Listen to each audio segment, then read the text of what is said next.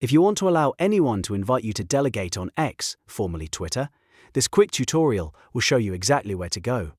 This is a simple setting, but it can be hard to find if you do not know the menu path. So I'll walk you through it step by step. If this video helps, please hit the like button and subscribe for more quick social media tutorials. Let's get started. First, open X and look at the left navigation bar. Click on More to reveal the additional settings and options. Once the menu opens, click Settings and Privacy. This is where X keeps most of your account controls and privacy tools, so you're in the right place. Next, click Security and Account Access. Inside this section, you'll find the options related to account permissions, login activity, and access controls. Now click Delegate.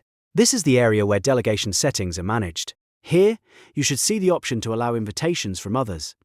Simply toggle on Allow anyone to invite you. Once that switch is enabled, other users will be able to send you delegate invitations. And that's it. The setting is now turned on. If this video helped you out, make sure to like, subscribe, and check out more tutorials for X and Twitter settings. Thanks for watching, and I'll see you in the next one.